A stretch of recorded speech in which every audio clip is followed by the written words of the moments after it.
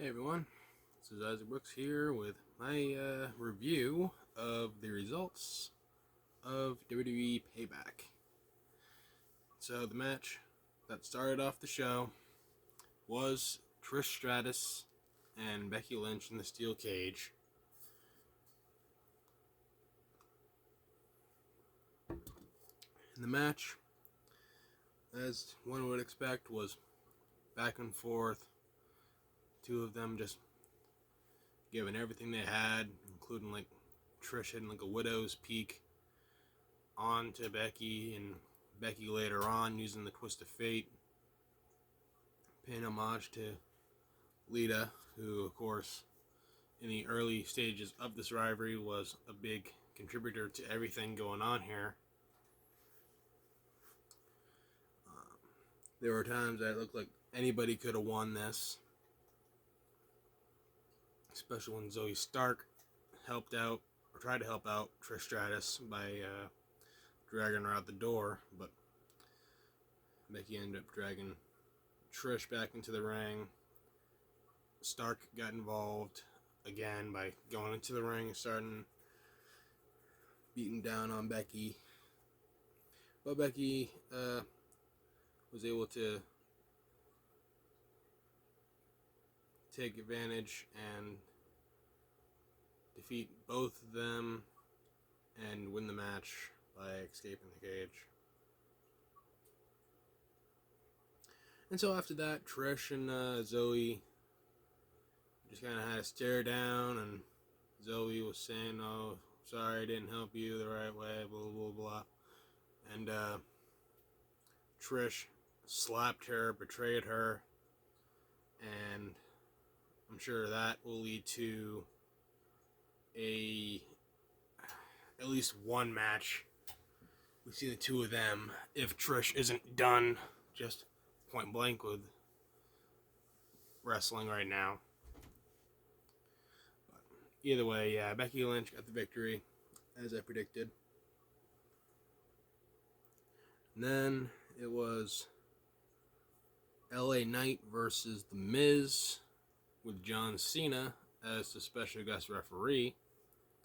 And The Miz was not having any of it. He is saying like, "Oh, this is unfair, you shouldn't be doing this, you're manipulating power." And let's just be real here. The Miz would do the same thing if he had the opportunity. And fair about's fair play, honestly, because remember one of the last times John Cena and The Miz fought each other on a pay-per-view, premium live event, and there was a host involved?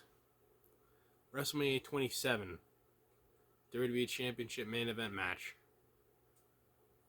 The Rock was host, and he had the match start over again after the double countout, and cost Cena the match. So Cena took his hosting power and pretty much cost The Miz, just in a less controversial way. So it was a back and forth between Knight and The Miz, and in the end, LA Knight, got the win and got respect from John Cena. And then we got the United States Championship match. Austin Theory trying to get the United States title back from Rey Mysterio. And it seems like they want to align Rey Mysterio with the Cinnamon Toast Crunch now. Because during that match with him and Dominic at WrestleMania, they had it sponsored by Cinnamon Toast Crunch. And same thing happened here. So, I don't know. But it was an alright match, you know. Ray did his high flying stuff. Theory was being a bit of a slimy weasel, bit of a jerk.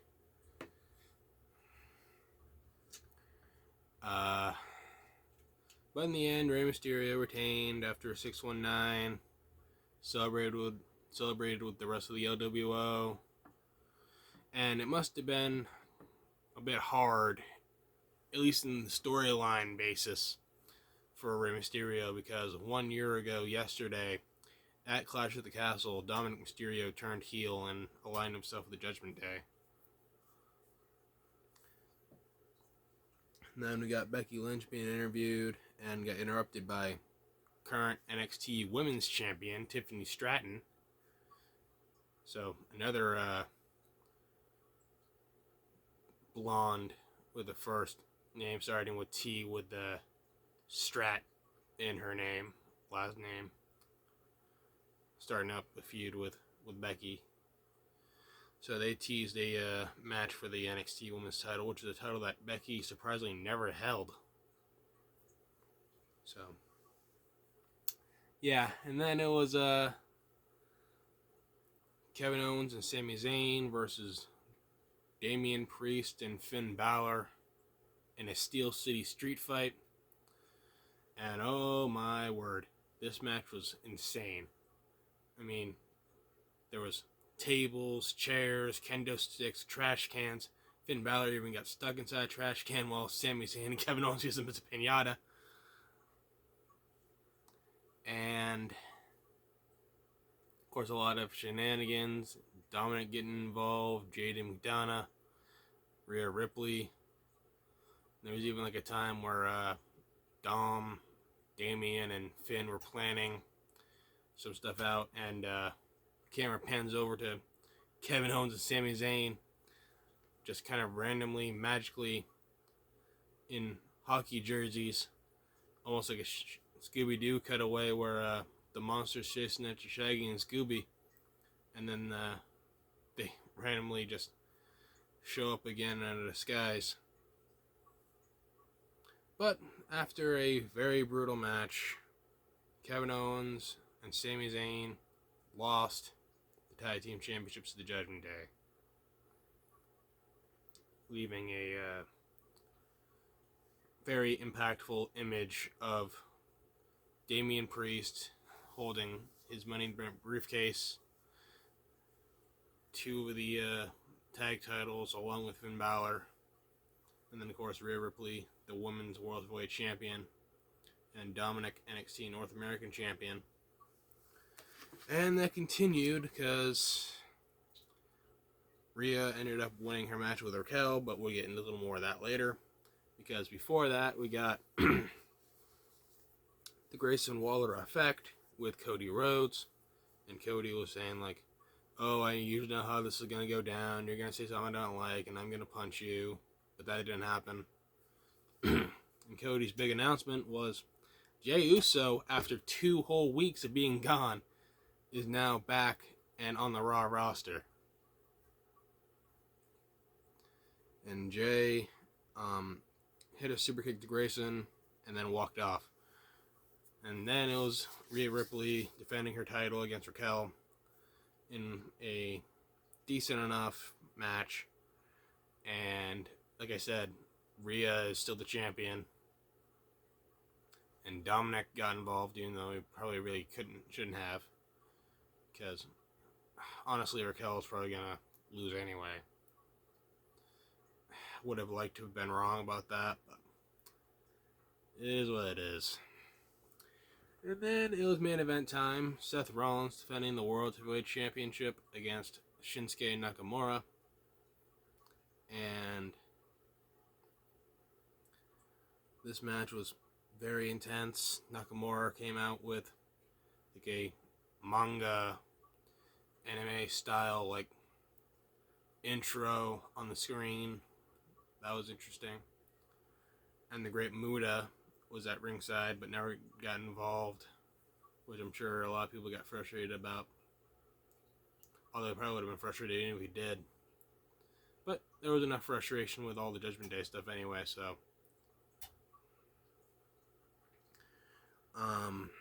Rollins' back was getting targeted all throughout the match. Even drops into like the barricade, the announce table. Just, yeah. Utter brutality. But he was able to capitalize and defeat Shin and retain the championship. But after the camera stopped rolling, apparently Shinsuke attacked him. So that issue is not over. So yeah, that was pretty much it. There was an interview segment with the Judgment Day at some point in the show. I just kind of forgot to write down where John Cena had like one of the goofiest looks he's had, and that's saying something. Where he had like his normal hat, his ring attire still on, but he had like a blazer and a bow tie, and he had to squat down because apparently WWE doesn't want their taller announcers to look bigger than the wrestlers.